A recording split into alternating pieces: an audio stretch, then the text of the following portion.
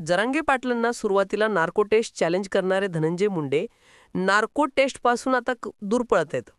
कोणत्या कारणामुळे Dhananjay Munde narco taste तयार करायला नाहीत हे या व्हिडिओच्या माध्यमातून मी तुम्हाला सांगणार आहे. त्यामुळे बांधवांना एक विनंती आहे, व्हिडिओ स्किप न करता हा व्हिडिओ तुम्ही काय करा, शेवटपर्यंत बघा. धनंजय मुंडे हे नार्को टेस्ट करायला तयार नाहीत. त्याचं पहिलं कारण आहे, कारण धनंजय मुंडेंना माहीत आहे कृषी मंत्री असताना धनंजय मुंडेंनी 300 कोटींचा भ्रष्टाचार केला होता आणि हा आरोप अंजली दमणे यांनी केला होता आणि ह्या आरोपाचे त्यांनी पुरावे सुद्धा दिले होते. सुरेश धस यांनी सुद्धा त्या ठिकाणी सभागृहामध्ये धनंजय मुंडेंनी बदल्यांचे अधिकाऱ्यांकडून पैसे कसे घेतात किंवा कसे घेतले याचे पण त्या ठिकाणी पुरावे दिले होते. हा पहिला कारण आहे बघा. त्याच्यानंतर संतोष देशमुख यांची हत्या झाली होती आणि मग संतोष देशमुखांची हत्या करणारा आका कोण होता, जो आका आता जेलमध्ये आहे हे आपल्याला माहिती आहे.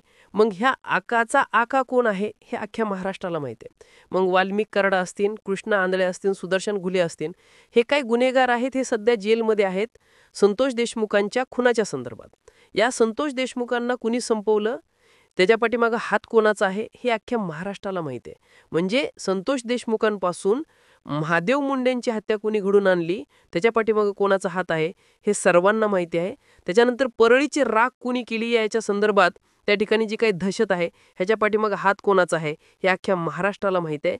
आणि मग जर का आपली त्या ठिकाणी नार्को टेस्ट झाली तर परळीतली गुन्हेगारी बाहेर येणार आहे. ह्या गुन्हेगारीच्या पाठीमागं कोण आहे या गोष्टी बाहेर येणार आहेत.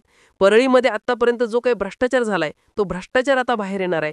परळीमध्ये आत्तापर्यंत जे लोकसभेच्या निवडणुका असतील, विधानसभेच्या निवडणुका असतील, या निवडणुकांमध्ये बोगस मतदान कशा प्रकारे झाले हे सुद्धा बाहेर येणार आहे. आणि मग जर का आपण नार्को टेस्ट केली तर आपलं काय खरं नाही. त्यामुळं भावनेच्या भरात मीडियाच्या समोर मी नार्को टेस्ट करायला तयार आहे, मी सीबीआयला सामोर जायला तयार आहे म्हणणारे धनंजय मुंडे आता कुठंतरी ह्या गोष्टीतून काय करतायत, पळ काढतायत. जरांगे पाटलांचं किती पण नाद करा, पण जरांगे पाटील तुम्हाला पुरून उरणार. का पुरून उरणार? कारण पाटलांसोबत लढायला सगळ्यात महत्त्वाचं काय लागतं माहिती का? नैतिकता चांगली लागते, प्रामाणिकपणा लागतो. आणि धनंजय मुंडे तुमच्याकडे नैतिकता आहे का? तुमच्याकडे प्रामाणिकपणा आहे का? आणि पाटलांसोबत लढायला स्वतः तेवढं सेफ असावं लागतं किंवा स्वतःवरती भ्रष्टाचाराचा एक पण डाग असावा लागत नाही. आज जरांगे पाटलांकडे तुम्ही बोट जरी केलं तरी असा एकही आरोप त्यांच्यावरती होऊ शकत नाही. का जरांगे पाटलांनी काय कमवलं? एवढ्या मोठ्या भाऱ्या होत्या, त्यांनी काय कुठल्या मंत्रिपद घेतलं का? कुठल्या विमानात जाऊन बसले का? कुठल्या पैशाचे पोते स्वीकारले त्यांनी? अजिबात नाही. हा योद्धा लढला फक्त गोरगरीब मराठ्यांच्या लेकरांसाठी. त्यामुळे जरांगे पाटलांना असलीच भीती नाही. तुम्ही सीबीआयच्या समोर त्यांना तुम्ही नार्को टेस्ट करा, जरांगे पाटलांना बिलकुल कसलीही भीती नाही. भीती आहे ती तुम्हाला, त्यामुळे तुम्ही आता नार्को टेस्ट करायला त्या ठिकाणी भीत आहेत. आणि सगळ्यात महत्त्वाचं काय माहिती आहे का? पाटील म्हणजे वादळातील दिवा आहेत.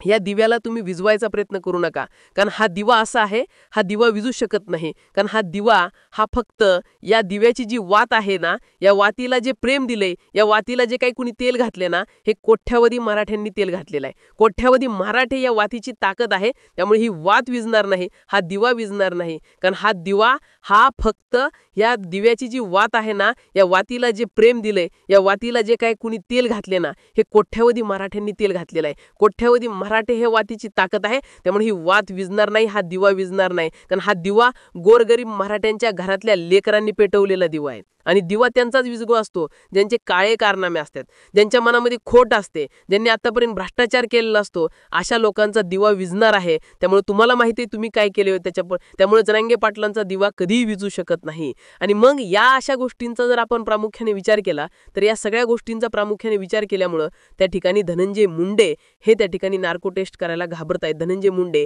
हे नार्को टेस्ट करायला तयार नाहीत. ही याच्या पाठीमागची सगळ्यात महत्त्वाची कारण आहेत. कारण नार्को टेस्ट तयार करायची म्हटलं की त्या ठिकाणी काय फिजिकल चेकअप होणार आहे, मेंटली चेकअप होणार आहे त्या ठिकाणी. त्याच्यानंतर काय त्यांना नार्कोस्टिक नावाचं एक एथेनॉल असतं, त्याच्यामुळे त्या ठिकाणी त्यांना एक सिरिंज दिली जाते. आणि ह्या सगळ्या गोष्टींची एक प्रोसेस आहे.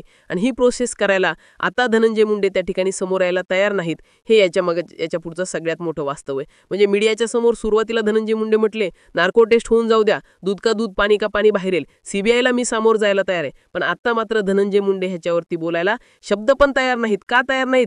कारण धनंजय मुंडेला माहिती आहे ना, नार्को टेस्ट केलं की आपलं वास्तव बाहेर येणार आहे, आपला खोटेपणा बाहेर येणार आहे. आणि जरांगे पाटलाला माहिती आहे आपल्याकडे खोटेपणा काहीच नाही, आपल्याकडे तो खरेपणा आहे. त्यामुळे जरांगे पाटील काल मीडियाच्या समोर म्हटले कुठे गेले ते खरकटं?